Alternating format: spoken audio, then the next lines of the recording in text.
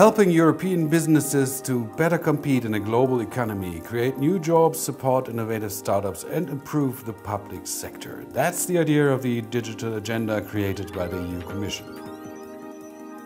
As you already know, having followed our reports here on social media television, a group of independent volunteers, 250 at the moment and counting, have teamed up in a crowdsourced social media strategy project. You may follow the initiative on Twitter using the hashtag DA12Social by visiting the Facebook page and the dedicated websites. And of course, by watching our ongoing coverage on social media television. Let's jump right in and let's be updated on the status quo by three country team leaders. We've talked to Andrew Mayer, Peter Finney and Attila Herzog. A social media strategy for the whole of Europe sounds like an enormous task. Did you think it's possible right from the start, gentlemen? When I first got asked to work on a team of people together about creating a strategy in social media for Europe, I travel Europe all the time. I work in a lot of different countries around Europe, and I know how big, complex and diverse it is.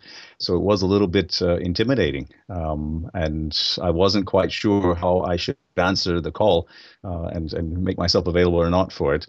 But when I started seeing some of the other people, you know, through the Facebook groups and all the conversations that were going on, I saw other people from other countries also come into the table, putting their hands up, saying, "Yeah, maybe I can do something here as well." It gave me a little bit of motivation to say, "All right, I think I've got something I can add to this here." I've been in this space for quite a while.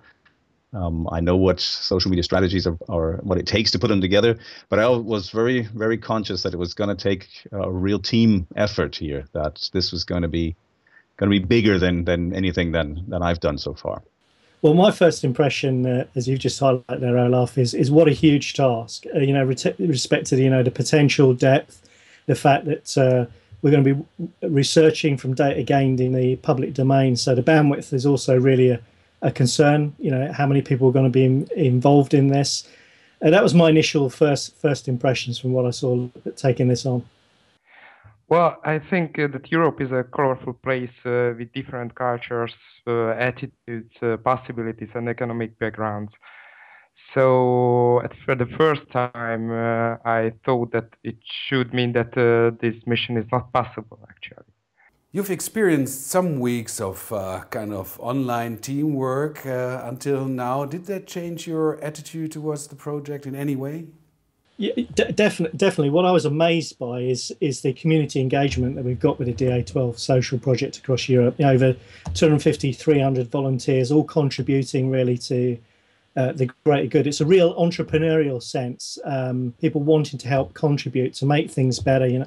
And really, I think by that contribution, it's really the sum of everybody's efforts is really making this possible and achievable in the time that we had, and who better to contribute than the community that's going to ultimately benefit from all of this. The first step towards the strategy was an assessment of the current situation. What did you three focus on, and was there anything surprising? Well, actually, as we started work, we found that different status of countries doesn't mean that they have no common senses. Social media exists powerful in every country. SMEs have almost the same problem from economic and from social point of view as well. So I think we should not be the same to have the same strategy for getting better in social media, and this is your task. Surprises were, and I mentioned this recently, was in the business area. Something I neglected as part of my German education, or my introduction to Germany perhaps, is to understand the role of the German so-called Mittelstand. So this idea of these small to medium-sized businesses, often privately owned businesses, and the importance that they play in the German market. I've always heard about it. It's talked about all the time, but I'd never really paid much attention to what it really is. And through the assessment, we found, the real numbers of how many of companies in Germany actually fall in that area. And what's more impressive is the percentage of the population, the working force, that's actually employed just in those types of businesses there. The result, or the next step of the assessment, was then to see, are they using social media? Are they engaging with their customers, or are they even active even in a marketing perspective? And it's very, very poor. So the result, the outcome of that portion of the assessment was actually a surprise. Not that I expected to see a lot of uptake in social media, but that it's really that poor, that there's that much of an opportunity in the businesses, small to medium-sized businesses using social media in Germany. That was kind of the first surprise that came out of it. Plus, I learned a lot about the history of the Mittelstand here in Germany, which that's always a nice thing to take away. Peter, it looks like politics in England are much more engaged in actively using, or at least commenting on social media compared to, for example, Germany. Is that correct? Well, I can comment from the UK side of things. What we found there that surprised us the most is that really there's a really good level of engagement across public sector government. Across all the spaces and places, there's a really large engagement by the government. They're present on most of the social sites, Facebook, Twitter, YouTube, etc. But the predominant use in public sector government has really gone towards Twitter.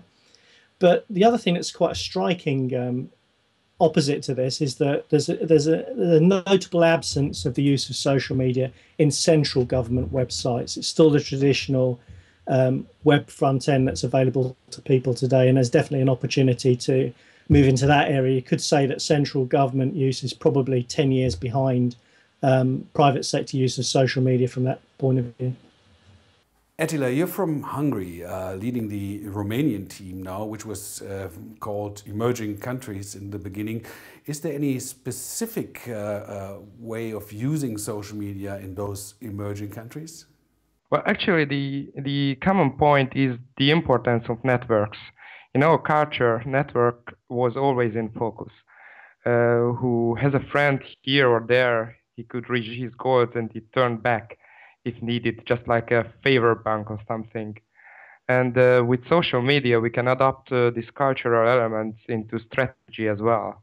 Andrew, you're an American living in Germany since, I think, 20 years now. Did you encounter any specific experience that clearly showed cultural differences? Is there any German way when it comes to social media? It was so, often so quiet in the German Twitter sphere and conversations on Xing and LinkedIn and Facebook and things like that. The Germans seemed, the ones that are active in some of those places are often very comfortable working in English, so you might not even know they are German. But getting people to open up and to engage in some of these areas is still a challenge. I try to talk to my families and friends and my business contacts that I meet here, and try to give them a couple of ideas or reasons why it might be interesting to start looking into it. But there's a lot of concerns, and not all of them are misfounded, right? So there's plenty of good reasons to be careful, perhaps, in social media. I just wish I could get some more to join me and to drive that conversation, but I'm not giving up. I think I understand the tools and the kits and the methodologies to get this rolling, and I hope through some of what we're doing here in this digital agenda activity here that we might get more and more acceptance there. Well, thank you so much, Attila. Thanks, Peter, and thanks, Andrew. We hope to hear more from you next week in Brussels, and I hope you stay tuned. See you.